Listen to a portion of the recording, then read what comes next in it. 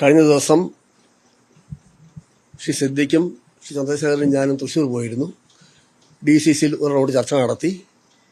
പിന്നെ ഇന്നിപ്പോൾ അവിടുത്തെ സ്ഥാനാർത്ഥിയുടെ ആയ മുൻ KPC പ്രസിഡന്റ് ശ്രീ K മുരളീധരനെ കാണാൻ വേണ്ടി ഇവിടെ വന്നത്. അദ്ദേഹവുമായിട്ട് സംസാരിച്ചു. ഈ പ്രോസസ് തുടരുകയാണ്. ഇനിയും പലരെയും കാണാനുണ്ട്. തൃശ്ശൂരിലെ പരാജയം ഒരു വലിയ ആഘാതമാണ് കോൺഗ്രസിനേറ്റത്. ഒരിക്കലും പ്രതീക്ഷിച്ചല്ല.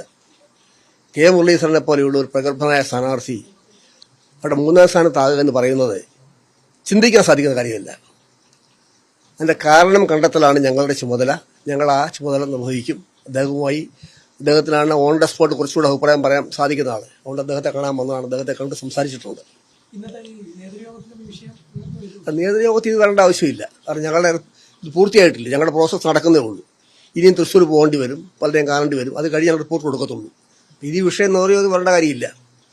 പക്ഷെ തൃശ്ശൂരിലെ പരാജയം എന്ന് പറയുന്നത് കേരളത്തിലെ കോൺഗ്രസിന് UDFിനുണ്ടായ വലിയ ആഘാതമാണ്.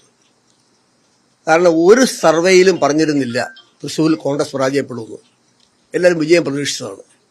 അതും K മുരളീധരനെ പോലുള്ള സ്ഥാനാർത്ഥി, മുൻ KPC പ്രസിഡന്റ്, അദ്ദേഹത്തിന് തട്ടകമായ തൃശ്ശൂരെ മത്സരിക്കുമ്പോൾ അവിടെ 3ാം സ്ഥാനത്തായി എന്ന് പറഞ്ഞാൽ അത് ഗൗരവമായ വിഷയമാണ്. കോൺഗ്രസ് അതേപ്പറ്റി ഗൗരവമായി പഠിക്കും, കാരണം കണ്ടെത്തും, പരിഹാരങ്ങൾ ഉണ്ടാക്കാൻ ഞങ്ങളുടെ ഭാഗത്ത് ആത്മാർത്ഥമായിട്ട് ശ്രമിക്കും. 96-ൽ നിന്ന് 2024-ലേക്ക് വരുമ്പോഴും മാറ്റമൊന്നും സംഭവിക്കുന്നില്ല. 96-ൽ ലീഡറും അവിടെ തോറ്റിരുന്നു, അന്നും തെരഞ്ഞെടുപ്പ് കമ്മീഷനെ വെച്ചിരുന്നു.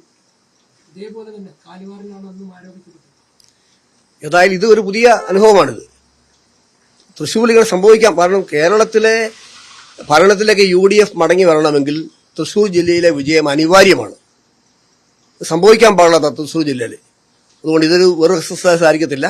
ഇതിന്റെ കാരണം കണ്ടെത്തി പരിഹാരം ഉണ്ടാക്കാൻ തീർച്ചയായിട്ടും KPC ശ്രമിക്കുന്ന വിചാരിക്കുകയാണ്. അല്ല, ഞാൻ കമ്മീഷണർ ഒറ്റ കാര്യമേ പറഞ്ഞിട്ടുള്ളൂ. സംഭവിക്കാൻ പാടില്ലാത്ത തൃശ്ശൂർ സംഭവിച്ചു എങ്കിലും അതൊന്നും വരാൻ പോകുന്ന പഞ്ചായത്തിനെയോ നിയമസഭയോ ബാധിക്കാൻ പാടില്ല. കാരണം തൃശ്ശൂര് ജയിച്ചാൽ മാത്രമേ കേരളത്തിൽ UDFിന് ഭരിക്കാൻ കഴിയൂ. അതുകൊണ്ട് ഈ പാർലമെന്റ് ഇലക്ഷനിൽ ഉണ്ടായിട്ടുള്ള കാര്യങ്ങൾ ആവർത്തിക്കാതെ നോക്കുകയും ലോക്കൽ ബോഡിയിലും അസംബ്ലിയിലും UDF തൃശ്ശൂർ ജില്ലയിൽ തിരിച്ചു വരാനും ഉള്ള ഇവരെടുക്കുന്ന ഏത് നിലപാടിനും എൻ്റെ പിന്തുണയുണ്ടാവും. അല്ല, അതിപ്പോ ഇവരുടെ ചുമതല തൃശ്ശൂരിന്റെയും 2 സ്ഥലം പരാജയപ്പെട്ട സ്ഥലത്താണ്. മറ്റേത് മൊത്തത്തിൽ അവലോകനം പാർട്ടി നടത്തും. അല്ല, അതിനെക്കുറിച്ച് ഒരു ഡിബേറ്റിന്റെ ആവശ്യമില്ല. ഇവിടെ അതല്ലല്ലോ പ്രശ്നം. ഇവിടെ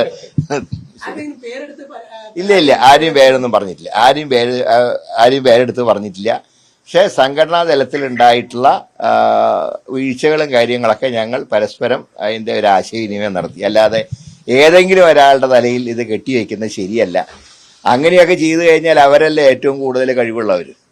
ഇപ്പോൾ K മുരളീധരനെ തോൽപ്പിക്കാൻ ഇത്ര ലക്ഷം വോട്ട് മറിച്ചു എന്നൊക്കെ പറഞ്ഞാൽ അവർ മാന്യന്മാരല്ലേ? അത് ശരിയല്ലല്ലോ. അങ്ങനെ ആര് വിചാരിച്ചാലും നടക്കില്ല. കാരണം ജനങ്ങളെല്ലാം കാര്യങ്ങൾ കണ്ടും പഠിച്ചും വോട്ട് ചെയ്യുന്നവരാണല്ലോ. അപ്പൊ അങ്ങനെയുള്ളവർക്ക് എന്തുകൊണ്ട് ഇങ്ങനെ സാഹചര്യം ഉണ്ടായി എന്നുള്ളതാണ് ഞങ്ങൾ പരിശോധിക്കുന്നത്.